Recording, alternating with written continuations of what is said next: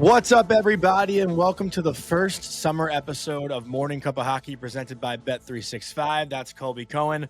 I'm Johnny Lazarus, and to kick this summer off, even though it's already July 16th as you're listening on Wednesday, hopefully at 9 a.m., we will start things off with Zeev Buium from the Minnesota Wild. He'll be joining us probably in around 15 or 20 minutes into the episode. We have a lot to catch up on. Before that, Colby, it feels like we haven't talked in a long time, like face-to-face, and honestly, when I hopped on and started talking to Vic, I was like, man, I really missed the show. Like, I missed waking up every day, seeing the names, seeing J-Rock, Big Willie Styles, Jeremiah, all the names we're used to seeing.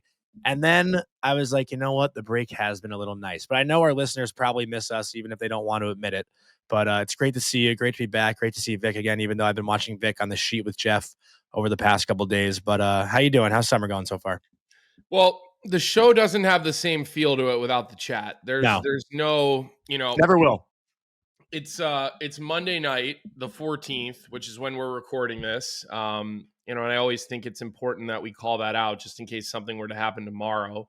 Mm-hmm. The episode will get released at 9 a.m. on the 16th on Wednesday morning, which will be our slot here until the regular season starts. But I will say this, like, it's nice to take a little bit of a break. There's no doubt, but there's been so many things that have happened in the last basically 2 weeks since our last live show where I wanted to come on here and like share my point of view. Cause you kind of just get used to it. I mean, it's not like I'm going to sit here and talk to my wife or my kids about, Gavin McKenna or trades or, this or that. Yeah. So that part has definitely been, different. But the break is nice, and it'll be over before we know it. I mean, it's mid-July. The season is going to. You just said don't rush time to me before we started. Yeah, I mean, listen, I'm just saying. I'm not saying I'm happy about it, but you're texting me all day, planning all these things that we're doing next season, and what do I say back to you every time? I'm like, Johnny, it's July. Take a break. I'm excited. I miss hockey. Take a beat, okay? Although I will say this, I'm this week I'm doing stuff with USA Hockey, which I usually do 1 or 2 weeks a year. So I really was off my phone all day, as you know, because we had some long message chats that I haven't responded to all day. Yeah. But it did seem like social media was buzzing a little bit in my mentions today. I think there was a lot of people that took some offense to the whole Miller versus. I went from a Montreal Canadiens glazer to a Montreal Canadiens hater. There was some of that. I think there were probably some bits and pieces of that. The clip that Vic clipped me on with the James Hagens. Yeah. Making it sound like I said that he was a minor leaguer, which is not what I said. If you listen to the whole thing, I just said that he needs to stay in college for another year. But I got a lot of responses to that of people that were butthurt about that as well. So, look, we're back in the swing of things. The angry replies on social media seemingly haven't stopped. So I noticed that was all going down today on social media, Johnny, as I was not really on the phone that often. There is one thing I do want to say, which you mentioned briefly that we haven't really discussed since it happened.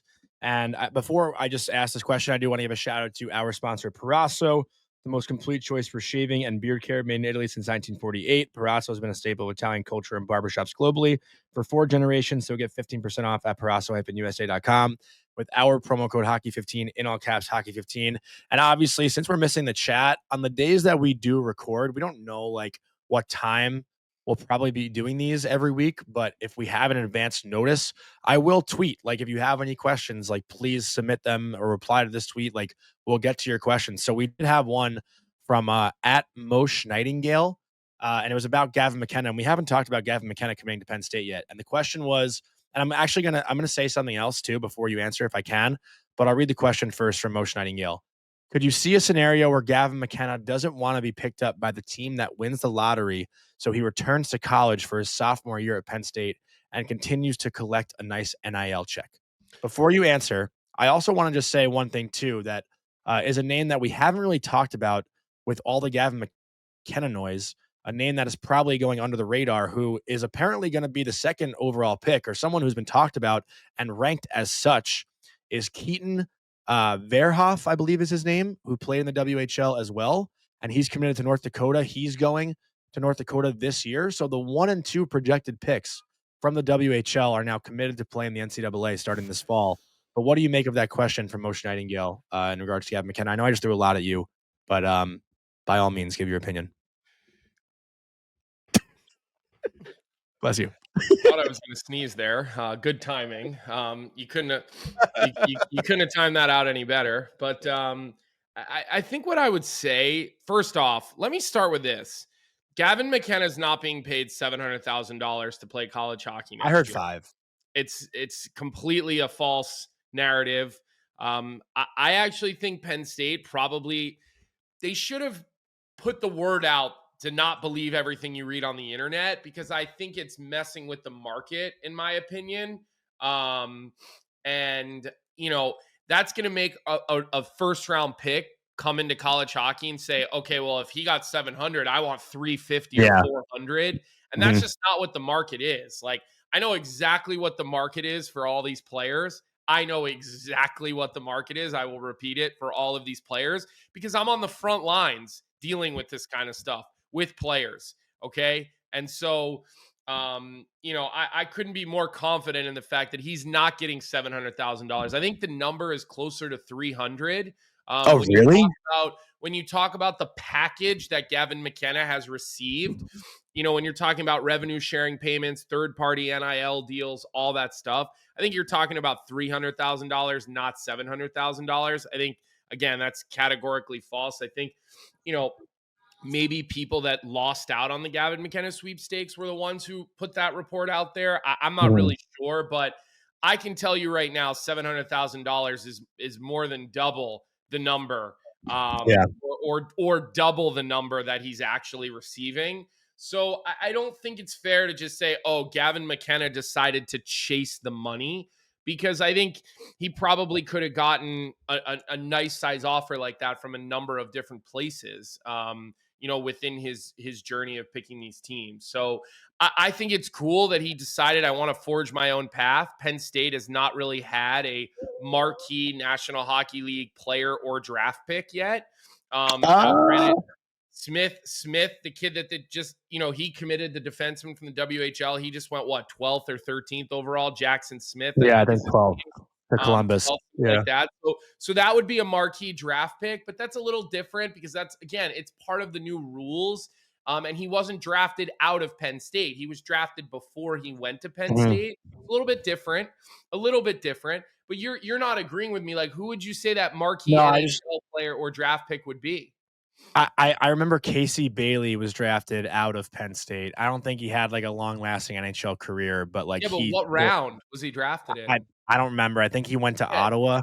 But I'm talking marquee here, Johnny. I'm talking a top 10 pick. I'm talking franchise changer type of player. So I thought you were just saying they never had a draft pick out of Penn State. No. I'm saying a marquee one. And so I think it's great that he decided to go there. Look, Guy Godowski is I mean, he's one of the more inspiring gentlemen that you could ever play for. And I mean this in the best way possible. Reminds me a lot of like some of the Ted Lasso stuff.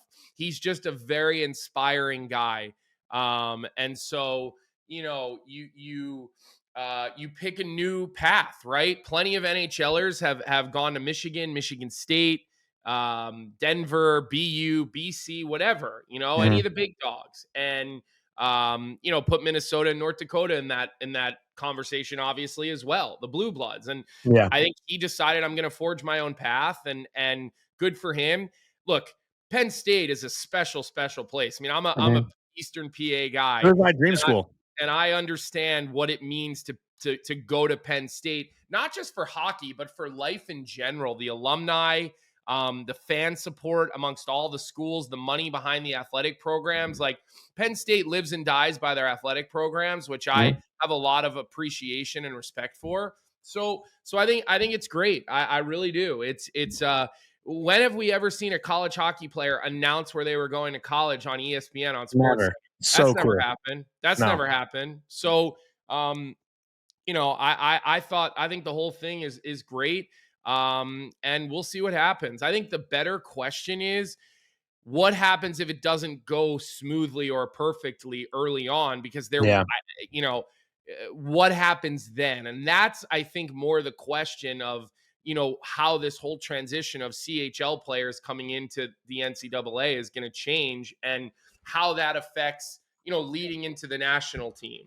Well, I wanted to address that too, if I can, quick, because I've seen, listen, I get it. Like, Colby and I are both American guys. We both played college hockey. We both root for college hockey. I've seen a lot of the comments. I know you've seen them too. That, like, we praise college hockey for, like, I'm using air quotes for people listening audio, taking players from the CHL. We don't, or I don't look at this, and I don't think the CHL should look at this as the NCAA stealing players. Gavin McKenna was there for 2 full years. He had north of 120 points. He won the WHL championship. Like, he accomplished almost everything he could have in his junior career. And to me, the CHL needs to start having the mentality of, we're developing our players, the elite 15 to maybe 18-year-olds, and then we're sending them off to college. Like, college hockey should be the primary focus point prior to the NHL. Like, I think that's the goal of the merger. But how many years has it been the other way? You can't expect them to wake up and have the mentality that the USHL has. You can't expect that. Of right? course, There's it also shouldn't be looked at as stealing players. There's also a cross-border rivalry situation. And look, the CHL used to try to pluck kids out of the NCAA. We've seen that. Guys not scoring. The guy's not scoring, so they decide to go to the CHL because they want to score. I mean, Charlie Coyle, who is a phenomenal NHLer and a phenomenal person and a phenomenal hockey player, left BU after a semester to go to the QMJHL. So listen, you got to give people an opportunity to adjust to the new normal. Just because the USHL has been the leader in, like, being a good teammate and good development path to the NCAA and then into the National Hockey League, you can't just expect the CHL to do that overnight. You just can't. No, I agree with your premise. Yeah. But you just can't expect that to happen overnight. It's not realistic. But I think maybe I'm being unfair, I guess, but, like, wouldn't the CHL fans and fans of Medicine Hat, like, obviously they selfishly want to keep Gavin McKenna to watch him this year, but, like, wouldn't it still be very exciting to go see him play for, I guess it's in the here's where I don't think that's true, and why I don't think it's true. And, maybe people can leave some comments on our YouTube. And I get my bias here. I get it. But here's where I'm gonna go with this a little bit, because I did an OHL. I've talked on this show how I did go and I visited with some OHL teams, and I went down that path, right? Yeah. And there's a lot of CHL markets where the fans don't really even care about the NHL. The CHL team is their team. Everything. Yeah. Like, and I don't want to speak for the fans of Medicine Hat, right? But, like, when I visited the Kitchener Rangers back in the day, the Kitchener Rangers were their team. Who's your favorite hockey team as someone who lives in Kitchener? It's not Toronto. It's not Ottawa. It's not a Canadian. It's the Kitchener Rangers. So to people that live in Medicine Hat, that's probably why they're never going to see it the way you want them to see it. And again, that's fair. Understand your point of view on it. But so look, all in all, I think it's good. We are going to be joined here by Zeev Buium, in the next couple of minutes here, and we'll ask him his opinion. I mean, this is a guy who just, finished an incredible college hockey career. I mean, like, an incredible college hockey career. And then he jumps right into the National Hockey League playoffs. Like, welcome to the league, buddy. Here's a playoff game for you in Vegas, and did well, mind you. And obviously a guy that we expect big things from, and a guy you and I have loved talking about on this show over the last 2 seasons, and somebody we've both gotten a chance to meet before and talk to, and so, I'll let you read him into the show here, Johnny, and we could start with asking him his opinion about Gavin McKenna and about the new sort of landscape of college hockey, because again, Zeev is from the West Coast, right? A lot of those West Coast kids, traditionally, it was easier for them to just go up north and play in the WHL. Like, I had friends that I grew up with, the California Wave kids and stuff, and, like, probably half of them went right up north and played in the WHL and took that path. Now, Rhett Rockshani, who's a California guy, he did the college route. He's actually a former Denver guy and NTDP guy that I got to know really well. But he was one of the few California guys that stayed on that path and went the college route. But a lot of the other guys didn't. And so again, it's actually kind of a perfect guest for this conversation, Johnny. Well, it's time to bring on Zeev Buium, but before we do, just want to give a quick shout out to our sponsor, Outwest. So from early morning skates to late night league games, Outwest polos are built to keep up, lightweight, breathable, and made to move. They're clean, sharp, and built for guys who don't want to wear the same thing as everyone else. So head to outwest.us and use code Cuppa, C-U-P-P-A, in all caps for 15% off of your order. And with that, let's bring on Zeev Buium from the Minnesota Wild. What's going on, dude? Good to see you. Yeah, good to see you guys. Thanks for having me. Yeah, thanks for joining us. I know you're in Laguna right now, taking time away from your crafting skills, which we just heard about. But how you spending the early parts of summer? I actually saw you were at the draft hosting a show with Will Smith for the NHL. Yeah. I saw that. Yeah, it was good. I mean, just hanging out. I mean, I think like I told you guys earlier, it's good to get away from the game mentally. I mean, like I said, no one really knows hockey here in California, so love coming down here. Great training, and so it's going well. Yeah, Smitty came down for the Chipotle thing, so that was fun. To show him a little bit of my hometown because I think the last time we hung out, I was in Boston. So yeah, it was good. Well, look, we want to spend a majority of this conversation talking about you and basically the whirlwind that has probably been your life since last spring. But as we were kind of starting off today's show and kind of catching up on current events around hockey, the Gavin McKenna conversation was hot off the press for us because look, it's certainly not something that affects the NHL today or tomorrow, but it affects the NHL, soon there down the road. And, we were talking about the offer and, we kind of try to squash the number rumor and try to put out there what it actually, we believe it to be in the 3s, not the 7s. But let me ask you, where do you sit on all this? These CHL players allowed to come to college hockey now, and the NIL money, which you kind of unfortunately missed the golden age, and you missed the boat on the big pile of cash, but you got the championship, and you'll make your money in the NHL. So really, who cares? Yeah. But dude, what do you think of all of it? As a guy who is leaving it in the rear view, but I would assume we'll have a deep bond to Denver forever. Oh yeah, I mean, I love it. I think it kind of makes college hockey the pinnacle now. Everyone wants to go play there, and I think a guy like Gavin McKenna who's so highly gifted, and everyone talks about him so highly, and probably going to be a first overall pick one day. I think that's so big time for college hockey to get a guy like that, and especially Penn State.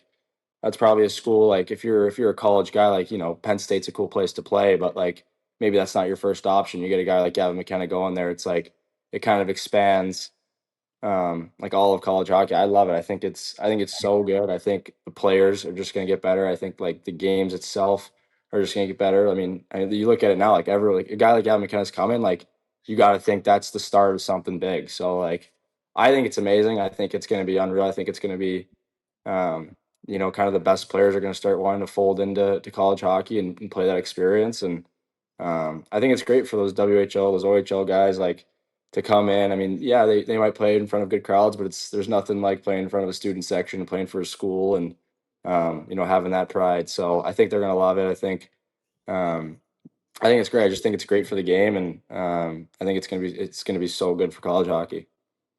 I just want to know what Eric Pulkamp's asking for this year, going back to Denver for another year. I'm sure he's asking for some money, huh?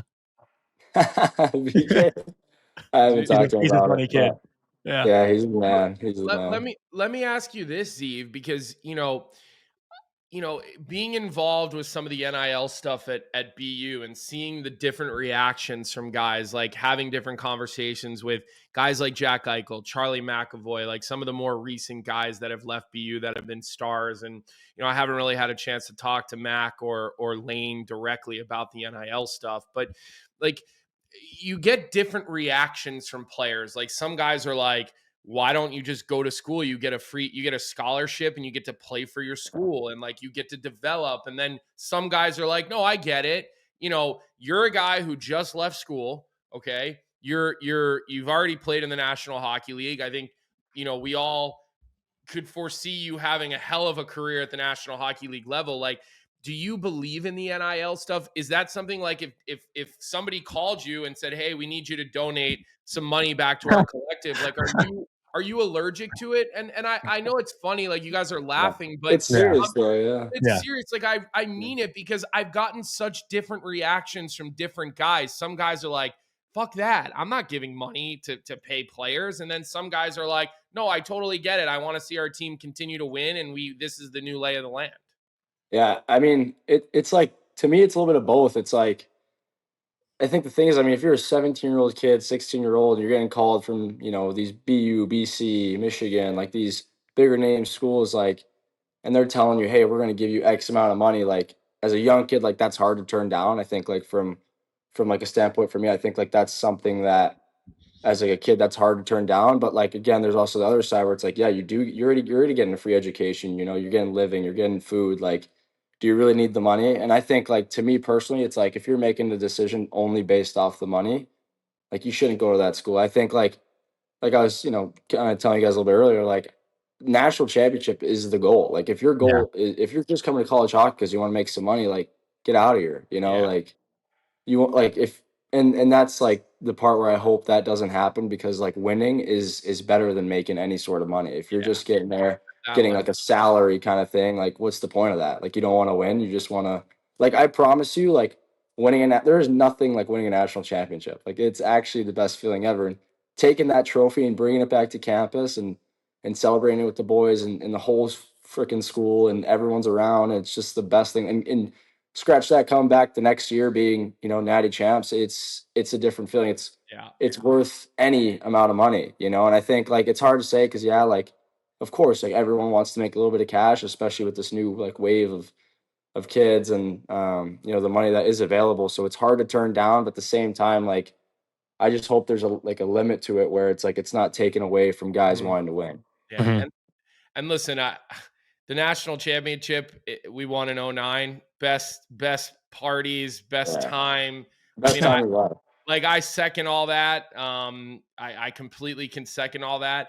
I wish there was a way to make it where, like, because I do understand in some cases, right? Like, summer training can be expensive. Nutrition can be expensive. Like, I wish there was a way where you could almost put together, like, if you're the school, and say, all right, listen, we'll pay for your summer training. We'll pay for, like, your nutrition, like, almost like stipends, where guys were being more well taken care of away from the season without getting into these obnoxious numbers. But hey, listen, if schools are going to profit off of athletes, this is America. Like, they should like, honestly, this is a capital. Like, we live in, it's capitalism. Like, if the money's there and it's being made, well, why is it not being shared? So I'm with you, man. Like, I'd like to see them find some sort of, in my opinion, they need collective bargaining, and there needs to be structure behind all of it.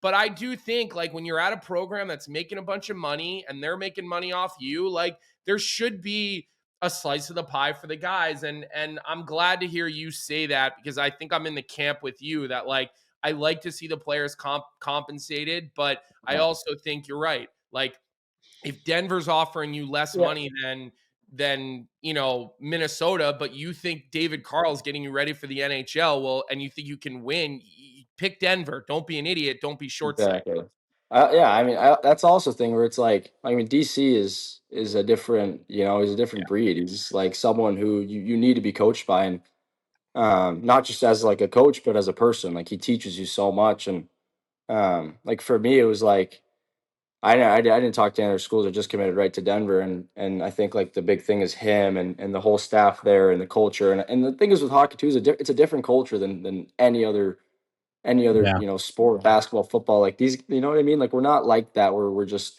we're getting, $12 million and playing college football or whatever it is. Like these, these guys want to win. And like, I'll give you, like, at Denver, like, we don't like pay guys. We don't do anything. Like, we're very much like, if you want to be here, you can come here. And if you don't want to be here, then we'll find somebody else, and that's hard to do, but that's a credit to them. They've been doing that for the past however many years, and that's why we're at the top. You know, we find the guys that want to be there, that want to win. They actually care about the team, about each other, about winning. And it's like with the money involved, like, yeah, I do think, you know, Denver will probably get to a point where NIL will be a thing just because, you know, there's going to Yeah, be a keep lot up. of guys where it's Yeah. like, Mhm. you know, they're chasing money, but I do think like there needs to be a balance. Also, I also think it's like it could divide a team, you know, if there's a, you know, yeah, yes, you have your studs that, you know, that you have your Hudsons, you have your Celebrinis that are like a non-negotiable, and these guys are the best guys on the team, but then you also Williams, but yeah, too.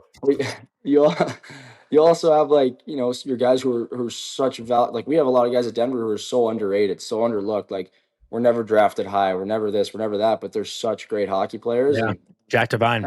exactly, like Devo, and it's like you have so many guys like that where it's like if those guys are getting paid less, but they're, you know, putting up 60 points in college hockey, why are they getting paid less? You know, Yeah. it's like it could divide a team potentially. Like maybe the, you know, the fourth, you know, to me, like we have a Jack Caruso. He's, you know, one of my best friends. He was our third string goalie at Denver. He was there for 4 years. Didn't play a game. The best guy I know. Like I love this guy. I'm gonna be at his wedding. Like he's the man. Like, and he kept our team so amazing the entire year. Just the like brings the juice every day, and it's like that guy's probably not going to get paid, you know.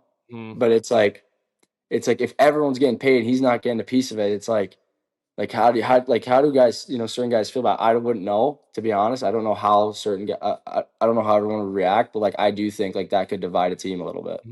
Yeah.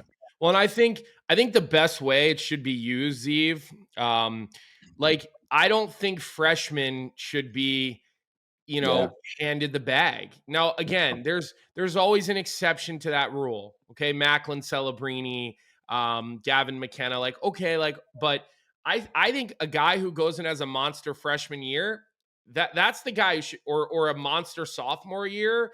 Like Yeah. I think it should be used more for retaining instead of recruiting.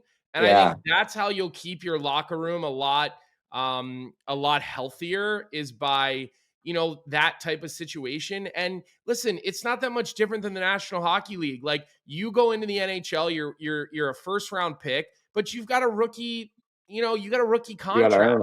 Yeah. You could be the best freaking player, but you're gonna have to wait I guess 2 more seasons, right? Because you burn the year. And but you're gonna have to wait for that extension. And even if you outplay 5 guys that are your partners next year, like you're going to still have to go prove it. And then when you do sign that ticket, like Brock Faber did after having incredible early success, people celebrate that and people get that. And I think hopefully that's where this NIL thing sort of goes, and it settles into that, because I just think that would create a healthy competition, and a healthier, you know, financial locker room, because it you know, because like I agree with you. I do think you're going to have players going, well, I had this, why didn't I get that? Or well, he got that, why didn't I get that? I put up 50 points this year. Why am I not doing this? You know, and it's like, So and I do. I agree. I think that's a great thing. Like, I think coming in your freshman year, you don't get, you know, maybe you get a little less or you don't get anything, and then you kind of got to earn it. And like that'll get guys to stay more too. Like, I think that's something that I'm sure colleges have been doing already, where it's like, hey, I'll give you X amount of money if you stay one more year. 1,000%. Yeah. We had a question about McKenna, like doing a second year. I mean, that's probably not going to happen. Like, why would that happen?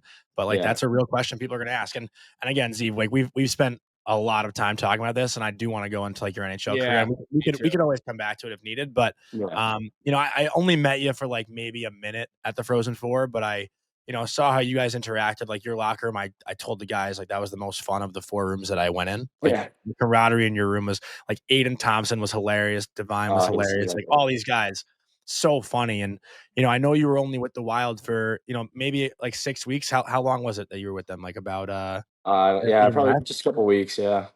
Like, did you find a way to break that barrier a little bit with some of the guys? Like, you know, obviously you're not gonna get to the same comfort level that you had in Denver for those few years, but you know, guys like Marcus Foligno, obviously Fleury, like there's a lot of good character guys in that room, and I'm wondering who took you under their wing originally. It's kind of all of them. I mean, they're all amazing. I think, They have such a good group there. Like I obviously heard about it, before coming in, kind of the entire year, and the kind of the close knit group that they have. But just really being up front and in person with them, I just felt so lucky. Like no matter what happened on the ice, they had my back. No matter off the ice, they're always inviting me, to go hang out or whatever. And it just was felt so comfortable, so quickly. And all those guys. I mean, Foligno's a character. The guy's Yeah. hilarious. Bogosian to me was big time. Like I think he was someone that I could really lean on. I mean, obviously Faber and Boldy, those guys are amazing. And You probably knew those guys a little bit from USA Mhm. Hockey and stuff, right? like I obviously knew who they were, but I never met them, never talked Oh, to them or really? anything. Wow. But I mean, they're beauties, man. They're awesome. Both of them hilarious, such big characters, and but at the same time, just dial in are so good at what they do. So it's so fun to be around them, and just the whole team. Fleury makes you feel like you're his best friend every day, It's and unreal. it's unbelievable. Yeah. I mean, I'm this 19-year-old rookie joining the team at the end of the year. It's his last season, and just the time he gave me sometimes was unbelievable, and just didn't have to do that. So just their whole group, though, everyone was so amazing, and they really have nothing bad to say about anybody. Everyone was great. Yeah. I was almost in shock. I was like, this is unbelievable, because everyone's saying, oh, the NHL locker room is so different, guys are so different, this and that. But I was like, this is amazing. Like, these guys are great. Well, The same goofy shit no matter what league, probably. Yeah, obviously, like Spurgeon too. I mean, that guy is world class. That guy is the best. yeah. Well, I think we were together the day before you left. We at that night we were able to catch up for a while. And I remember kind of you were getting ready to go. It was right after the Hobie Baker thing, and so like what was that first 48 hours like? Like you get on the plane. The talk of the town is he going to play this game? Is he not going to play this game? We debated it. We were talking about it. Yeah. We texted Chris Kelleher about it. We're trying to get some scoops from him. Chris has come on our show. We know Billy G as well. John Hines is a guy that I have just the utmost respect for. But like, you get in there, what do? They put you at someone's house, a hotel, and then like how many meetings, information, like what was that first couple of days like? It was. I mean, they made it. They, like, again, like they're so great. They made it like the whole organization. Everybody's just such a good person, and they just made it feel so easy. Like they didn't make it feel like this was that big of a deal. Like and I think that's how I am a little bit too. Where I don't like to look at things that way. It's like, okay, I'm playing in the NHL now. That's fine. It's like I'm ready. I'm ready to That's go. our And job. yeah, That's chill. Yeah, that's chill. yeah. But and that's how they treated it too. I think it was like, you're ready for this, you can do this, and just from the get go. I mean, obviously I didn't have time to like really watch. They were on the road. I mean, where were they? Vancouver and Calgary maybe, and they had to win those games, and it was kind of just go go go. And I didn't get to see them until Monday, and then we played Tuesday, and I wasn't sure if I was playing or not. And and I totally understood when I didn't. I mean, I told him, I was like, I understand, you guys have been battling for 81 games. This is a must-win Mhm. game to make the playoffs. I mean, we lose that game, we don't even make the playoffs. Calgary ended up winning the last 3 games that they had or whatever. Like, I was like, I understand. Like, this is the guys you've been going with for 81 games in the NHL season. Like, I understand. And obviously, I want to play. Like, I have that itch. I have that competitiveness where I don't care at some point, but at the same time, I understand. I'm not an idiot, and it's obviously the right move that they made, and we ended up winning the game, which is great. But um, yeah, it was crazy. I mean, just we didn't. I mean, I watched with watched some videos with the coaches, and got the systems down and all that. But at the end of the day, they were kind of like, hey, these are kind of the non-negotiables. This is what we do, and how we play, and the rest is kind of just go out there and play. Um, it felt I didn't feel pressured. Obviously, very anxious and nervous going into game one, but I Yeah. mean, touch the puck for the first time, and that's it. The nerves go away. So Yeah, I was just gonna ask, was there a like, okay, I'm good moment, like, okay, I feel okay moment? Because like I can remember that moment in my first game in the National Hockey League. Like I yeah, can vividly remember it. So yeah. when did that happen for you? Like first shift, I got like I kind of got the puck behind the net. Like it was a weird bounce, and guy coming right on me, and I had to pick it off a little. Like it looks simple, but it's like one of those plays where it's like Yeah. really awkward, and if you kind of mess up, it's not good. So I made it simple. I mean, also another thing, I mean, guys were just always in the right spot. Like it Always. was unbelievable. Always have an option. Like it was insane. Like I got the puck, I didn't even have to look and turn.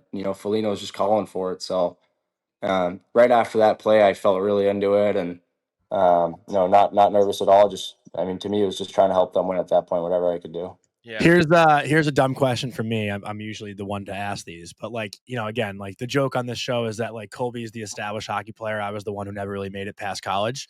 And like for me, when I experienced a new building in college, I was kind of like, there's a part of me that almost wanted the home team to score because I wanted to see how cool it was. Like when we played against Minnesota, I was kind of like, oh man, like this is fucking sick. Like you're playing in Vegas. I know it's the Steve, let playoffs. me just It's say your this. first game. Wait, let me He's finish not my a question. competitive guy. He does not have Yeah. a competitive I don't have it in spirit. me. No competitive juice in you. A little bit when I'm playing pickleball now, but that's really the most you'll get out of me. Yeah. But like, is there a part of you that's sitting in Vegas and like maybe they score and you're just like kind of taking it in, like, holy, like this is the NHL playoffs. Like this is just sick. Again, I'm not asking you to like say how cool it was to get scored against, but you know what I mean? Like experiencing that building, Yeah, it was nuts. I mean, just going out for game one, that was, I mean, obviously loudest, craziest building I ever played in. I think they did score first, and I was like, holy shit, like, I was like, Yeah. the crowd erupted. I think Hurdle had like, he scored the first goal, and Selly's like right next to like the Flames, and as soon as he like fist pumps, they all go. I'll never forget that moment. I was like, oh God, but obviously in Did game you you're catch like, a minus on that play? no, not that one. Good. Good. I was lucky on the bench for that, but yeah, And then they Kirill just scored. took over. Oh man, that guy's so good. Yeah. It's unbelievable. Yeah. Unbelievable guy too. But yeah, it was crazy. I think playing game one in Mini, that was the best game, craziest game I've ever played. And like that was the most. I remember telling someone like when I got out there, like right before the national anthem, we're kind of wheeling around a little bit. Like I could have skated up and down the rink like 200 times. Like it was like a nightclub, and they were so loud, and the lights were just beaming everywhere. Like it was. Your Oh, adrenaline just bumping, huh? It was unbelievable. It was unbelievable. And that game was just so fun. We won, and it was so good. But yeah, playing in Vegas, getting that experience just in Vegas was insane. And then getting back to Mini and being in front of the home crowd was just amazing. And Colby, if I may quick, I want to go just ask a question that's not even like really about hockey, but like, I kind of forget that you're 19. Like I feel like I'm talking to like a 25-year-old, like you're very well spoken for, you're a kid. Like honestly, you're a 19-year-old kid. Like it's crazy.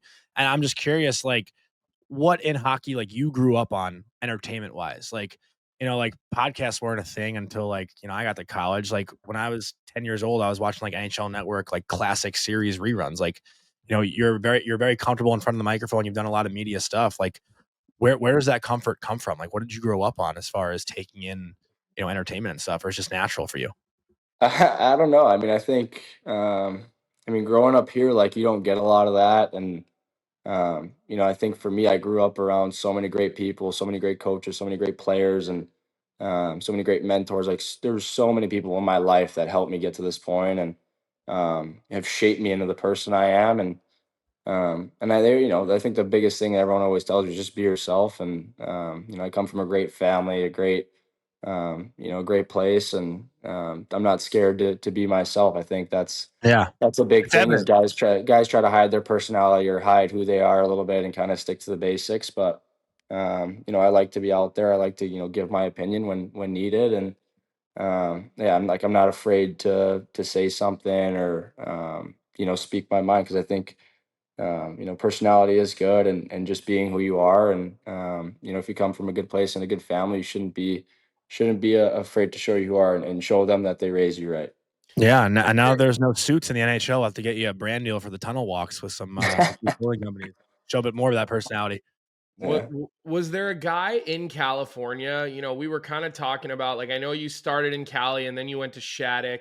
But was there a local guy that like you saw? Like I was talking about my buddy Rhett Rock-Shawnee, who's a California guy who had I think he probably played 75 games or something for the Islanders, and then he had an unreal career out in Europe. He's a Denver guy, so like I don't know if you've ever met him. Yeah, I know him. He's a great dude. Unbelievable Unbelievable guy. But So Yeah. like, was there a California guy that you grew up that like when you were little and like the California Wave were playing and you saw him and you were like, because like I had local guys like that some of them ended up kind of making it, some of them didn't really make it. Right. And so, coming from the West, like it's just like a smaller pond of guys, right? Like there hasn't Yeah. been as many. So was there a guy from your sort of neck of the woods that you were like, oh, he did it, like maybe I Yeah. can? I mean, I don't think, like, weirdly, I don't think I ever thought that way. Like, that is, I know there's a lot of, people, especially from Boston area and all these other areas where like they have that one mentor who's kind of older, maybe made it through. But I mean, California, I think at my age, I don't really know if we really had anyone that is playing in the NHL or was. And I mean, we did get to be around a lot of the Kings guys all the time just because we practice at Toyota Sports Center and all that. So we'd see them all the time and get to be around them just a little bit. And, they were always super nice to us, which was awesome. So, but I don't think there's one specific guy. I think just the collective group over there. I mean, from my birth year to the birth year like below me to my brother who's a 2000, like it's just everyone knew everybody. When you're at the rink, everyone was friends, everyone knew everybody. And I think that's what made it so fun and so special is you're at the rink for instance, for me, we get there at, 2 p.m. and be there till 10 p.m. just because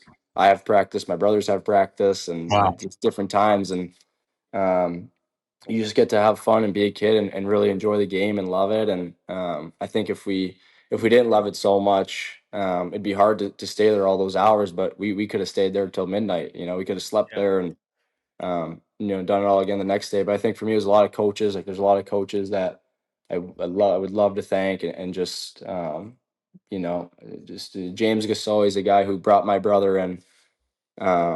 He his son's Andre Gasol plays for Boston College, but Yeah, we know him. Yeah, great player. yeah, but James is the whole reason we moved to the Junior Kings. We were playing in California, and he saw Shy, and he was like, "Hey, you should bring him out here. He'll play in the brick tournament, and we'll get him to play for the Junior Kings." And my mom obviously knew nothing about hockey, and we took the gamble and it ended up working out. So I mean, there was so many coaches. I had a coach, Jack Bogus, one of the best coaches I ever He's had. he's been around forever. He's the man. I mean, I know who that is. I mean, Yeah. he goes back. I mean, I'm an Where is 89. he? He was a Wave guy back in the Okay. day, right? Yeah. Like, I had a friend named Matt Sokol who played for the California Wave, who ended up going up to play in the WHL. Him and Colin Long. I don't know if you know the name Colin Long at all. Yeah. Another guy who got a long career in Europe, and those guys used to talk about Jack Bogus back in the day. They called him Jack the Bear. I don't know why they called him He's that. an animal. He's crazy. He was one of the best coaches I've ever had. I mean, I remember I was 11 years old, I think, or something like that. I was so young, and being a California kid, like you love hockey. Like for me, like when I was at home, I'd be on the rollerblades, I'd be messing around, but I never really did anything crazy in the gym or anything like that. Like we didn't really have that source. I guess we didn't have any of that, and he was the one guy who pulled me aside. He's like, "Hey, listen, you're a great player, but you need to do things when no one's watching. That's the most important thing." And I remember, like, it's cliche, but that as a California kid, like you're not really hearing that all the time, and Yeah. to hear that from a guy like him and how much I trusted him and loved him, I was like, okay, he's right, because I wasn't doing anything before that. And I remember every summer after that, I was working as hard as I possibly could. And the best part is, like, I hated when people watch me work out. I was like, no one can be watching me, because he told me no one can be watching. So That's funny. but yeah, so it's a lot of coaches. There's a lot of players that I grew up playing who don't even play in the NHL, but they were just such great guys and great mentors to me. And it was yeah, I a lot of people to thank. For people who aren't aware of this, Zeev's brother Shy, Mhm. second round pick by Yeah. Detroit, played 3 years at Denver, national champs. Obviously, your freshman year, his sophomore year, right? Was it his junior year or sophomore year? He won his freshman year and junior year. Okay, Wow. so he's got two. Big, Big, smooth skating defenseman. Like not a guy that we've heard the last of. Had a hell of a year in the American League this year. Was like his first full season. Put up I think 25 or 30 points if I'm not mistaken. The last time I looked just to check in on him. So I'm not going to be shocked to see another Buium in the NHL here. Like he seems like he's on the path, and to be able to do it together, especially like, listen, you guys don't, your parents don't have the hockey background, and that story's been well covered. We've talked about it, and they come over here, you guys get into hockey, and they must be pretty. And I know you guys have a third brother as well, and I met him at the Frozen Four this year. But like, I don't think, like, your brother played in the World Juniors one year, didn't he? No, he never made the world. I think he made it his like underage year. I think he might have. I think he made his underage year, but he didn't have the COVID vaccine. No way. He didn't want to get it, so Wow. so he didn't go. But that's the thing. Like, my point being is, like, yes, Zeev, you have taken the world by storm and like what you've done, but like, your brother's a damn good hockey player. Like, it's not just Zeev Buium's brother. Like, he's don't be shocked if he ends up having a long career, for people who are unfamiliar with him outside of the Detroit Red Wings organization and maybe outside of the Denver University fan base. Cause like, I watched your brother play as much as I've seen you play. Like, he's a good player. Like, there's no doubt about it.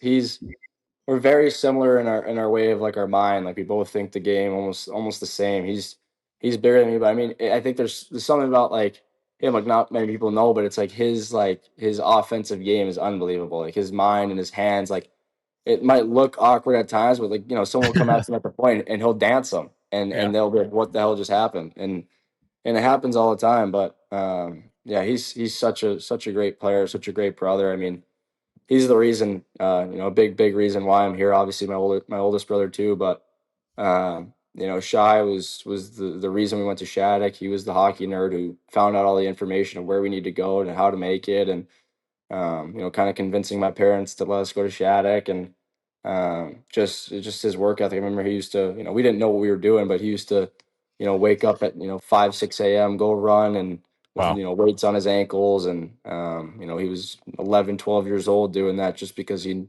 wanted to work hard and make it. And he showed me that this is what you need to do. And I call him after a lot of games and ask him how he played and what he thought, and he's definitely a big reason why I'm here. Wow. Do you guys like skate and train and live together in the off season? Yeah. We don't live together, but we skate and train together. Got it. Yeah. I got a couple specific things I want to ask you about before we let you go. I know we're probably getting close to time here. Thank you again for taking the time in the summer. Yeah, of course. Really appreciate it. But one of the things I got to ask you about specifically, first I'll ask you like generically how the World Championships was, because the first time USA Hockey won that in 92 years, pretty incredible experience for you. And I was told to mention about something about the Joe and the Juice tuna. So you got to talk about that's. I'm not going to tell you who that's from. I'll tell you after. But that's something that stood out when I asked about you today. Joe and the Juice tuna. Oh, that's so funny. Yeah, but you could have said that. The World Championships was it was so fun. I mean, I obviously have heard so much about that tournament, how much guys love it, and all that. But the fact we haven't won that in 92 years is ridiculous. So I mean, I think this year was obviously having Keller there, and Beniers and Thompson, and just all these great players. It's like obviously Werenski too, like so many great players, and it's like it was so fun, man. I mean, it's such a great time. Like, all the guys are great. It's like a vacation, but you're also playing in a big time tournament. And I think for us, like, we really like, guys really cared about winning it this year. Like, they wanted it. I think it was pride. I think the fact that we hadn't won it, and especially for like the younger guys like me, Cutter, Smitty, some of us, it's like we have been on the winning side of USA Hockey for the last couple of years, and we want to bring that to the men's stage, and show that USA Hockey is coming out on top, and we are getting better. So to me, like, that was such a fun tournament. The Joe and the Juice store, I think it was Pinto. Yeah. We go to like this Joe and the Juice place like every day. It was like a smoothie shop with like these super good sandwiches. It was like these paninis. And there's like a mini ping pong table out there. I mean, me and Smitty and Cutter would sit out there for like 3 hours just playing mini ping pong, like forever. And I think mini ping pong. What's mini ping pong? Isn't ping pong? It's mini? literally it's like a mini. It's just a mini table. That's crazy. It's like you barely move your palate. You just go like this. just to try to get on their side. But I think Pinto was I think he went with his girlfriend or something, and they got like the tuna or something. He was out for like 2 days, just like throwing up and just had like his toilet was in one, and that's for sure. Yeah, Yeah, he's that's a funny. clown. And just my last one, because you Yeah, mentioned he's a Will Smith character. and Cutter. I know those two weren't there this year, but you beat BC last year. You beat them again this year in the NCAA tournament. But did you get any flack for what'd you do? Did you like salute them after you put the empty netter in? Like Yeah, what'd you do to the bench? everyone. Nick's got it queued Nick, up here. he's got it I mean, right. these guys are some of my best friends, so I think Yeah. it's just it's playing against them. Just that like competitive nature just comes out, and it gets even crazier. And I remember like I had a Charlie horse for like 2 weeks after this game because of Yeah. Leno, and like Gable was like spearing me, and Hagen was yeah. like getting in my face, and I'm like, you guys, like I was like, I remember like even when we played them in the Natty, it was a little heated, but like it was a lot of smiling, playing against each other. But this game was way more like screw you guys, and they thought like by doing that it was like we'll get to them, but I was like, you guys have no idea what you're getting into. Yeah. I had a It was front row fun. seat. I had a front row seat to that. That was I remember the play where you took that knee to the side of your leg early in the game. But that was that the emotion that was drawn behind that game. But yeah, listen, I say this to Johnny all the time. Like you play harder against your best friends and guys Oh that you yeah. want to beat. Like you Yeah, but want the to salute. them. Come on. Yeah, are you kidding me? I thought that was perfect. I know, Oh it's my God. amazing. We I were all think over the amount of shit they talk to me, like, because I don't have any, guys on my team that were at NCDP too. Yeah. So I'm like, the amount of shit that all these, like, that they're, that we text to each other, but it's just me versus like the 6 of them, the 7 of Yeah. them. It's like you guys, you guys run your mouths all day, all year. And it didn't just start, the last 2 years. It started at NCDP. Like they're trying to get me to go to BC and all this and that. And I'm like, you don't worry, we'll take care of See you you down the guys. road. Yeah. So Listen, I mean, to me, winning that game was like that was like playing the Nat. Like that game was unbelievable. That was one of the best hockey games I've ever played in from like a emotional standpoint. Where it was so intense, so fun, like so competitive, and like just I wanted to beat those guys more than anything. And I know our team did too. and I think that's cool too, because I feel like Zeev, we see this every year. They're and I went through this as a player. Like when you're signing, it's hard. Even if no matter how present you try to stay, and I imagine it's even harder now because like I didn't have to go through it when social media existed, but it's so hard to stay present. And we see big time players. You're the only first round pick in the last 10 years to win a national championship. Do you know that, by the I think way? it's post-COVID. Yeah. Oh, so it's 5 years, 7 years? 40 first rounders have played college hockey. You're the only one who's won In the last 5 years. You're the only one, right? That. Because it's hard. Like, Shout out to I'm Mike not McMahon, saying- by the way, for that stat. I'm not saying Ryan Leonard was checked out or Gabe Pro was checked out, because I don't see that at all. Those guys are competitive motherfuckers, but Yeah. I do believe that it's hard when you get to that stage and like tomorrow I'm playing for Team X and I'm gonna make so much money tomorrow. Like it's hard. And so, seeing the emotions in that game was cool. Like I thought that was really impressive. And again, it was a great game. I was fortunate to have the seat that I had and like really got to hear and see the shit talking and it was a treat, no doubt. Oh yeah, it's fun. I mean, and you're right. Like I think, like I think it's so much easier in the beginning of the year to just put it away and focus on what you need to focus on, and then there gets to the point where it's like you're kind of getting to the end of the season, and obviously you're in the playoffs, and I think with Denver, like what was great about for me and what made it easy is just the guys. Like we have such a good group, such a good culture. Like if you're checked out for 1 second, someone's getting on your ass. You don't have a second to be checked out, and I think for me, like I also looked at it as like, yeah, I knew I was probably going to sign, but I also didn't know 100%. And I think for me it was like, if this is my last year, I'm going to go out with a bang. Like I want to win again. I want to go out with a win. And it sucked that didn't happen this year. I mean that stabbing pain of that game was not, nuts too. Like that third yeah, period was crazy.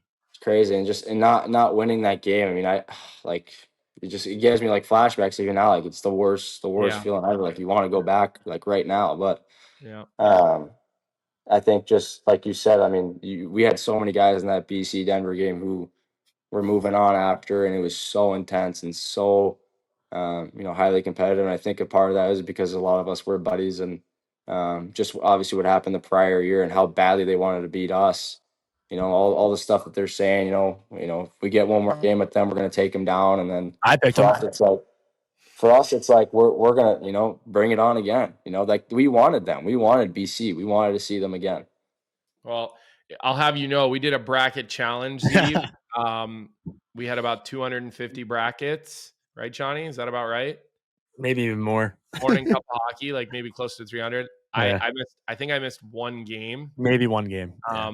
And so I picked a lot of those games to happen the way that they did. Okay. Zeev, listen, I might have to ask one more if I can. for me, I want to, Johnny, just It's Vic, stupid. if you could mute him, that would be great. But look, you go, you get a cup of coffee in the NHL, you play some playoff games, you have some great moments, you have some growing pain moments, you get a taste of what next year needs to look like for you. And I'm curious, like, you have the off season to train. Like, what can Minnesota fans expect to see from you next year in training camp? And like, where are you trying to improve this summer or focus on this summer heading into training camp? Because as Johnny and I were just talking about, like, sure, it's mid-July, but like after July 4th, summer goes way too fast, way too fast. And like, you probably, I would assume they're making you go to rookie camp. I don't know, maybe I'm wrong, but I would assume they will, which kind of sucks, but it's reality. So like you're in the home stretch here. So like, what's the workload look like?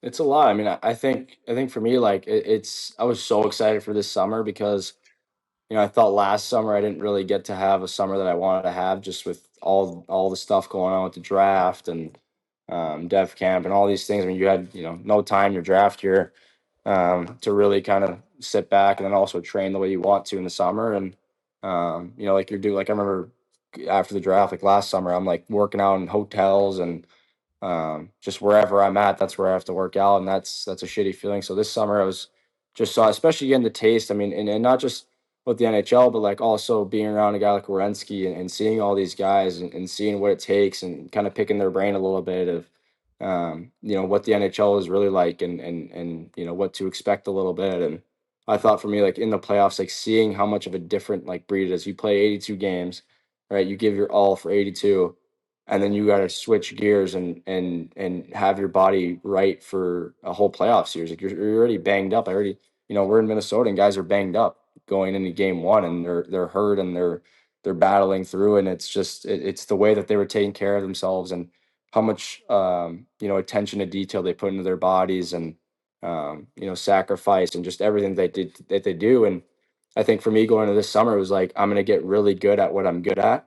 That's a big thing for me is getting good at what I'm good at. Also, obviously working on the things I want to work on, but I think what makes you a player is what the things that you're good at, and you need to stay on top of those things. And obviously, I love putting in work at the stuff I need to work on, and there's so many little things. I mean, I think for me, like I stopped kind of training all just like the going through the triangles and this and that, during a summer skate, because it's like, what? I mean, are you really doing that anymore? Like, I don't remember the last time I actually went through someone's triangle. Like, a lot of it's like going around guys. It's like making a move and beating them wide, and it's not like powering through them, but it's like they're so close and tight to you. Like, how do you get yourself out of a sticky situation?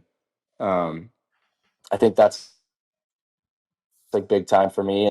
Obviously, just putting on weight, getting stronger, like being in the corners of those big guys and getting in front of the net. Like they're strong, they're heavy, and for me, it's like being able to put my weight on them, have that little bit of extra weight to the point where I'm not using all my effort, but I can really just kind of lean on them and get more positional than have to focus on all my strength. So I'm excited. I mean, I could start the year this like right now. I'm dying to start, and I just can't wait to get going with them.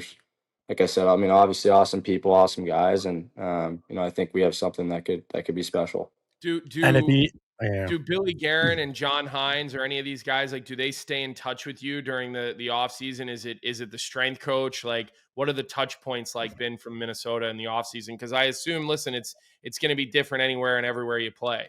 Yeah, I mean, they're amazing. They're so laid back, but at the same time, you got to get to business. And I mean, Billy G is the man. That guy is an all time human. I mean, obviously he's a great general manager, and everyone's said so many great things about him. But it's true; they're all true. I mean, he's phenomenal. I mean, we talked at Dev Camp and about my expectations and what's to come. And for me, like I love when there's something to play for, when there's pressure, when you need to show up and play every day, and kind of make sure that you're zoned in all the time. And I think that's the best part about playing hockey. When you're at Denver, when you're on any team, it's like if you're not playing for anything, like it's so much harder to play. It's harder to find like a that itch. But when you know that this team can be a playoff team and you can be a helper and you can really do something about it, I think for me that gets me excited. And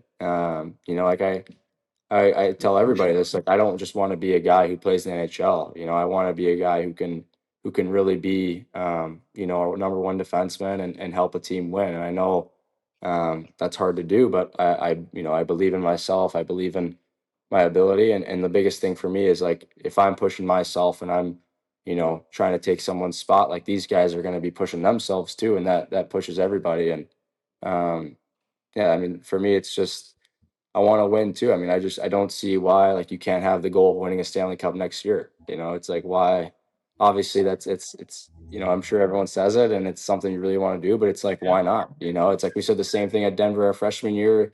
No one believed in us. No one, put us at the top for winning. And it's like it can happen. Anything can happen if you believe in it and guys are on the same page and you're working hard. I mean, everyone in the NHL is a great player. Like you can do it.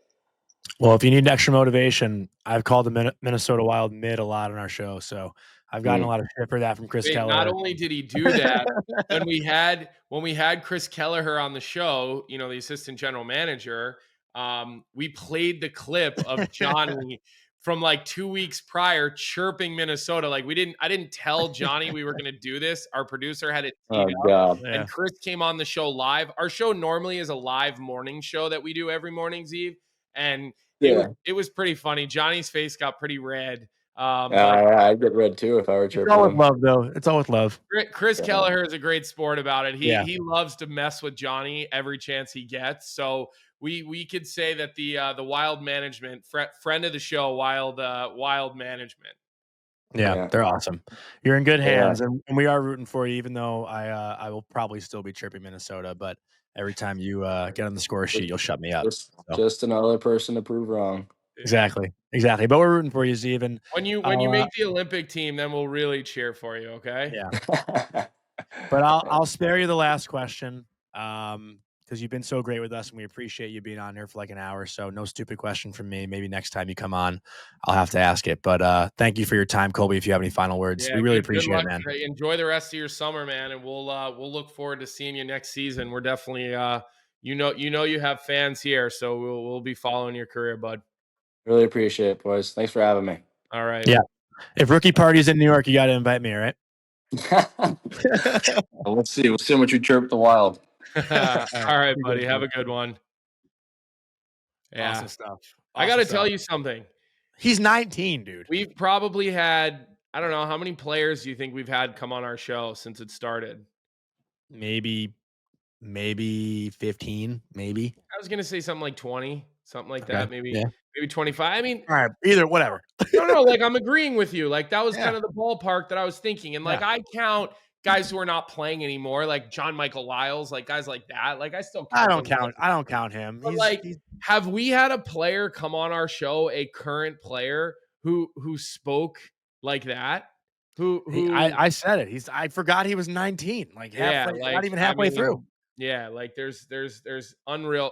Listen, he is a very, very humble upbringing. Yeah. I got a chance to meet his parents. Extremely kind and humble people. You know what my question was going to be, by the way? What was it? I was gonna ask him what his reaction was when he saw the UNLV game.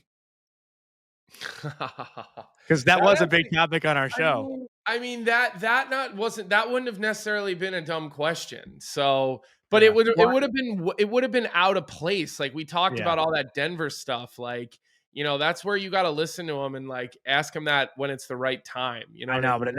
it never seemed to be the right time. I wanted to Yeah. because I was talking to the Denver guys when I was in their room at the Frozen Four, and they were all like, the ones who played in it were all like, dude, like that was fucking that was crazy. Yeah, well, Like, yeah, for sure, and we talked about it. So yeah, great interview with Zeev. We unreal covered kid. the McKenna stuff. There's a couple of other little things that have come out that I think are interesting in this new CBA. That I'm curious if you have any opinions on them. I think one of the really interesting ones and nobody's talking about this, is there's no longer training camp fitness testing. So like, I don't think it takes effect this year, like because the CBA extension, I think is it's a year from now, I think it's 26, 27. 26, 27. So yeah, so one more year and then it kicks in. When the new CBA kicks in, there's no more fitness testing. Like the on-ice stuff? What? They're still going to do the on-ice. No more on-ice fitness testing. They're not so no dress codes and no fitness testing. Yeah. I'm pumped out the dress codes, honestly. I think those were really interesting. The fitness testing, like, it creates so much, like, there was no worse fucking day in training camp than knowing you had fitness testing. Like, everybody was stressed out about fitness testing. Veterans, rookie, everybody was stressed out about it. So I kind of laughed when I saw that. I was thinking, God, John Tortorella would be having an absolute fucking shit fit about this, especially with his skate test. The other one that kind of caught my eye was, the contracts went from 7 to 6 years and 8 to 7 years. But the reality is, Johnny, and I know you don't quite understand this concept, but they're still going to make the same amount of money. It's just going to come in less amount of years. Listen, I was on 2 hours of fucking sleep. I admit it. That was stupid. Like, not my best Our last show of the year, you were dead asleep that whole show. I got literal. I know. drove. I know. I know. Yeah. So the other one was the e-bug thing. And now you're basically going to have like a professional e-bug that's with you all the time. I think that that's the right decision. I really do. Like, I know e-bugs are fun, Johnny, and you probably love it. I don't understand that concept. What do you mean? Like, you can't pull a guy. What happens if there's playoff implications? But how do you have a professional e-bug? Like, what is it? Like, you're having a guy come on the road with you? Like, yes, you will have a full-time e-bug that will get paid a salary to be their e-bug. So like a SPHL quality goalie is just going to travel with the NHL team? There's rules. Like, are they getting paid? Yes, they're getting paid. They're going to be salaried players. That's the best job in the world. That's the best job in the world. They're not going to be making, the amount of money that like the players make. Yeah, like 50 grand probably. I bet it's more than 50,000. No. Vic said that job or a bullpen catcher is the best job. If you are a bullpen catcher, you are sitting in the sun every single day, not doing shit. Being a backup goalie, you lose your summer too. Being an e-bug for an NHL team and travel on the road, that's the best job in the world. I will take that job. I would make 30 grand to have that job. Okay, here's the eligibility criteria for the new e-bug, okay? In order to be eligible to serve as a club's emergency goaltender replacement, an individual must not have played an NHL game under an NHL standard player contract, have played in more than 80 pro hockey games, have played professional hockey in the prior 3 seasons, have another current contractual obligation that would preclude the ability to serve as the club's emergency goaltender replacement, and be on the reserve list or restricted free agent list of an NHL club. So, like, these are the new rules, and like, you're gonna have, you're gonna basically have like a professional. Again, the word professional is not, but like more of a constant e-bug with you, because what happens if there was like a playoff game and you had the real or a game with playoff implications and a guy comes in off the street. Like, I also think there's injury concerns. And I know it was a good story, but I never liked it. And I would have not liked it if I was a player and we had a fucking e-bug in and I was just catching minuses left and right because shots from everywhere were going in. Like, I would have been pissed. So Yeah. I thought that was the right thing to do. Now you can have one 19-year-old from the CHL. That's the one I wanted to talk about the most. Go ahead. The one 19-year-old in the AHL from the CHL. Okay. What do you want to talk about? I thought you froze there for a second. No, I have. So I've been talking to some of my friends who are like in the AHL, and one of my friends has said the American Hockey League is turning into a glorified junior hockey league because there's also rules that if you are 25 years old, you're considered a vet, and I think you can only have up to 6 vets on an AHL roster. But that's always been not on the roster, in the lineup. In the lineup, okay, in the lineup. One year when I was in Providence, Johnny, we had too many vets. We had Nate McKeever, Chris Bork, Trent Whitfield, Josh Hennessy. They're just some of the names that I remember. And one of them had to be a healthy scratch every game because we had too many. And you can only listen. The AHL's main purpose, Johnny, is development. Of course.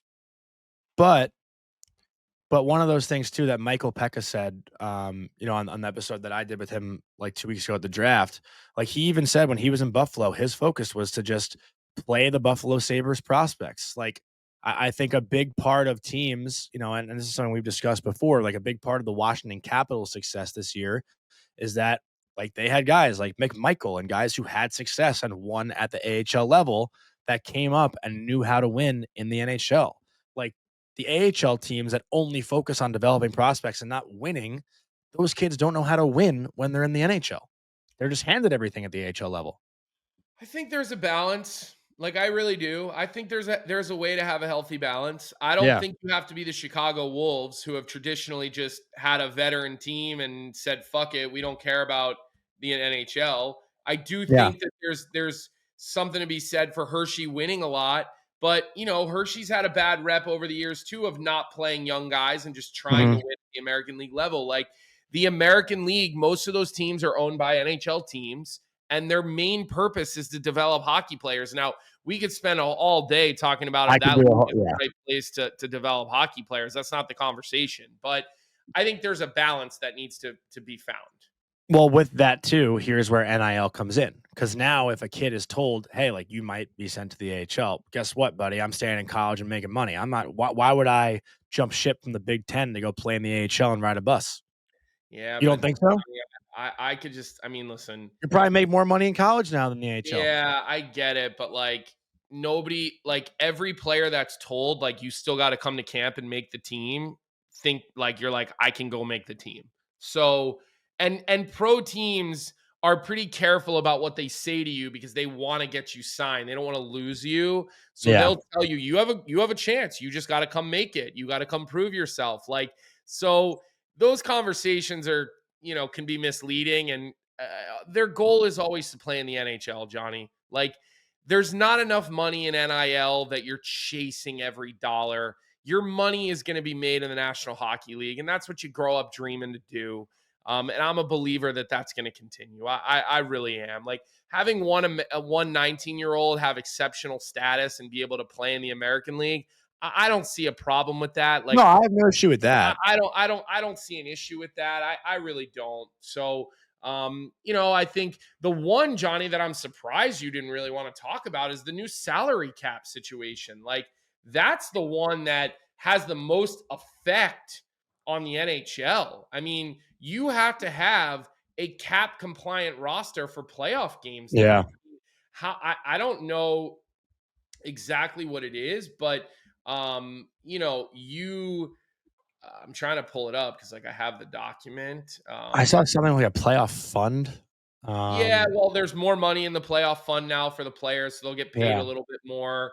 There's a bunch of different things, but the salary cap for playoffs, like how many of the teams that have won the Stanley Cup the last couple of years have been would have been cap compliant? Not a lot of them. Was Vegas? I don't think so, because Mark wasn't Stone, right? Mark Stone. yeah, Stone was Yeah. out. Yeah. Yeah, I mean, yeah. So to me, Colorado, maybe. I don't know. that's the big one. And listen, it makes sense. Like, why do we play in a salary cap era all year, and then the salary cap just goes out the window for the playoffs? Yeah. Like, it doesn't. Stupid. Listen, you could have $150 million payroll on your roster, but every night you've got to have the right number. And just so you know, this will not kick in this season. This is another thing. Like, this won't kick in until the new CBA is in place, and the players still have to ratify the new CBA. I Mhm. believe. I'm not really looking at social media right now. Yeah. Okay, so the players already ratified it. Vic is letting me know. I wasn't 100% sure if they ratified it, but nothing in there to me is like crazy earth shattering except for that. Like, to me, that was the biggest one. Like the neck guards thing, okay, like Yeah. I'm not sure I agree with that, but it What is about the what it dress is. code? That's not a thing. Like, I feel like hockey players wearing suits has always been such a big thing, but like, I'm excited to see, like, But again, that like, well, doesn't change the game. It doesn't change the hockey game. It changes social media, but it doesn't, like, yeah, that's why I'm but that's not. good. Yeah, listen, I'm not saying it's good or it's bad. I think a lot of players will still wear suits. I don't think Um, Austin Matthews will.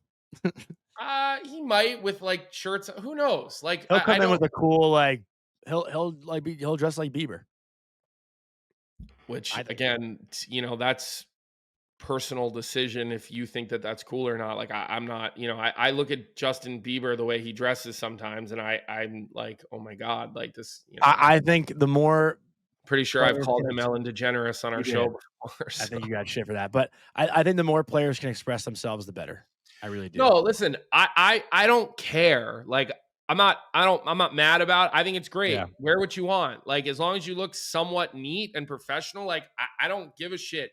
But it doesn't affect the hockey game. So I'm No, but not. it affects the marketing of the game, which is good. More marketing Yeah, dollars, again, more people but wanting to invest in the hockey if they could. the contracts and roster limits and that type of stuff, like playoff compliant salary cap rosters, like, to me, that has much more of an effect Well, of on the course, game yeah, than of than course. what these guys wear for their tunnel walk-in I shot. also care about the growth of the game, and I think if you can market the players on what they wear in the tunnel when they enter a game, like, that's great. I think it's. I also love when I see like Jalen Brunson wearing a Rangers jersey walking into a game. Like, I think that stuff's cool Can too. I just ask you a question, though?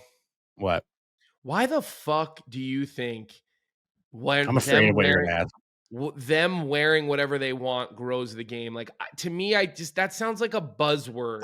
No, the tunnel shots are such a thing in the NFL and NBA. Like, it's kind of like the And so Bleacher what you're Reports in the world. What? But you're okay, I get it that it's a It just thing. gets people like people in the Okay. fashion world will be talking about Okay, so hockey you're players. saying there will be more people talking about it on social media is what you're Yeah, saying. which Okay. does matter. Okay, yeah, that's fine, but I just wasn't. I wanna know, like, where your brain goes with that, like, Yeah, 'cause it's I not like they're gonna wasn't. play better because they wear a fur coat.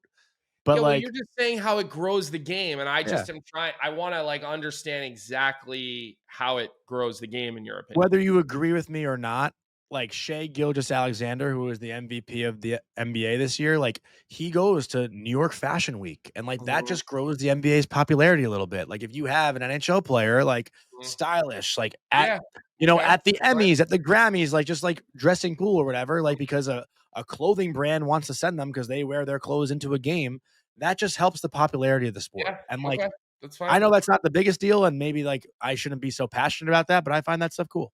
Listen, it's you're giving um giving a fluid response, we'll call Yeah. it. Well, So because a guy have you watched Quarterbacks on Netflix yet? Like the new season? Pretty I cool stuff. have been watching that show, and Yeah, it's like, it's cool. fucking good. It's And really Joe good. Burrow, Joey Cool, like he has Yeah, a stylist and like, they're dressing I him know. weekly and I like saw that. I that saw stuff's some of cool. that, and I was just like, "What are these fucking outfits?" But Oh. um, I thought you were gonna agree. oh my god, no! But I know what you're talking about. Like, Yeah. I see what you're talking about. But Yeah. you know, but I I just guess. know MY Marine is listening to this right now, like fucking Johnny. Like, what the who cares? No, but David Roth loves grow the game, so Yeah. he has to. Our guy. You see the Brad Pitt movie yet?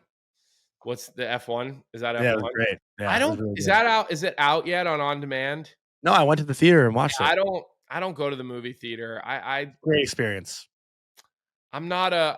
I went to the movie theater with my daughter to see Moana 2, and we made it through like maybe 45 minutes. That sounds like your personal hell. No, honestly, doing anything with her, I can be happy, like literally. So, and I don't mind the Moana movies. Like to me, like The Rock is funny. Like I don't, and she loves it. So I don't Music's good. really, it doesn't bother me. But I'm just more comfortable sitting on my couch, waiting for it to come out on my TV and just kind of watching it at my own speed. We also don't have any of those like premium movie theaters around where we live where you can go and whatever, make a thing, they have like good food and whatever. So what is something cool actually while we're on movies? I bought new Hoka shoes today, which you would actually hate. I don't know why I'm gonna show you them. The color, you're gonna give me so much shit for the color of these shoes. Look at these. They're like blue, yellow, green, and orange. Like ridiculous shoes. When I was in the store. If you want to waste your money on stupid shit, that's your decision. So point being though, I was in the store and you know who's in there with me? John Turturro, the actor. You know who that is?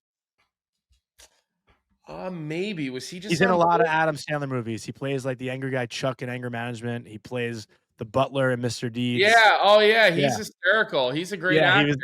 He was in the store with me and I was like listening to him pick out his shoes and I was just like, I actually didn't even say anything to him. You'd be proud. I didn't go up and ask for a picture or anything. I just kind of like played it cool. But that's it was like me, him, and one other person in the store shopping, and I was like, holy shit, like I know that voice. And I looked at him and I was like, that's John Turturro. Yeah. Okay, well listen. That's all I got. That's it. I think we've been at this here for I thought about an hour and a half.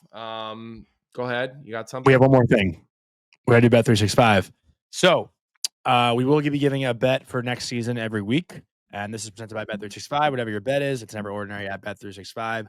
So download the app and get in on the game. You must be 19 or older.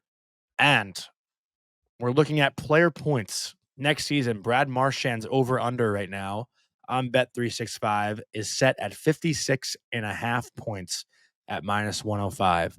Over. You got to like that one, Colby, no? 56 points, third liner. Yeah, but if one player gets hurt, like he'll bump up, like he'll get time. Is he healthy? I mean, he had 3 surgeries. He was hurt a little bit this year, but he still put up 51. Yeah, 51. Yeah. I think, man, the people who set the lines for these things are so accurate. They're so good. Like it always comes so close, whether it even hits or it doesn't hit. It always just comes so close. So, it's a good bet. I don't think you're far off, one way or the other. So, all right, listen, an hour and a half. It's late Monday night, 9:43 p.m. Monday, July 14th, and we're getting ready to wrap the show up. I'm doing the USA Hockey Atlantic District thing all week, which is fun. Next week is training camp for the Titans, so it's a lot of hockey for me the next 2 weeks. I'm home solo right now. The family's down the shore, so it's just Oliver and I. It's a little sad, to be honest, not having the family here with me right now, but that's all right. I don't know what we have quite planned for next week. Episodes, remember, they're dropping Wednesday mornings, 9 a.m. YouTube, Spotify, all the above. Get the automatic downloads going. Don't be afraid to leave comments on the YouTube once it goes. We will definitely give those a read, and if things happen, we'll bring it up for the next show. We'll start figuring out who we're going to get for our next show. Got some ideas. I've been talking to some guys. Okay, so Johnny's been talking to some guys, which is normal for him. And we'll leave it at that. So we hope everybody enjoyed this episode. The conversation with Zeev Buium was incredible. Hard to believe that he's only 19 years old. It really is. He might have to become a go-to guest for us. But it was nice talking to him and hearing about his NHL experience and everything that his world's been dealing with, and good catching up with you, talking about some of this stuff. I know Vic has been grinding away, producing the sheet. Zach has gone on vacation, giving Vic a little taste of his own medicine. So Vic has been working like a dog these last couple of weeks. And not one complaint. What'd you say? Said not one complaint. Yeah, grinding away. So we hope everybody has a great rest of your week. We hope everybody enjoys this episode that will come out on July 16th at 9 a.m. Again, we are recording this on July 14th in the evening. So if anything comes up tomorrow, don't get angry at us if it's not in the episode for Wednesday. And then we'll be back with you guys the following Wednesday. And then before we know it, we'll have big news to announce. We're inching towards being able to make some big news announcement for next season. At least guaranteeing that you'll have us back. We're not quite ready to make that announcement yet, but we're hoping to have that for you guys soon. So with that, Johnny, I hope you have fun tonight. I'm sure you're going out night on the town tonight. Big plans. Monday, 9:45. It's New York City. I'm going to cuddle with my girlfriend. Okay. And you're holding me up. So wrap the show. Vic, hopefully you can edit that out. So have a good night, everybody, and we'll see everybody back here the following Wednesday. Have a good one. What's up, hockey fans? If you enjoyed that video, then you need to be hitting the subscribe button right here at Daily Faceoff. Exclusive interviews and analysis from our hockey insider Frank Saravalli, fantasy updates from Brock Sagan, and a daily live show at noon Eastern, Monday through Friday. You don't want to miss any of the fantastic content, so hit that subscribe button.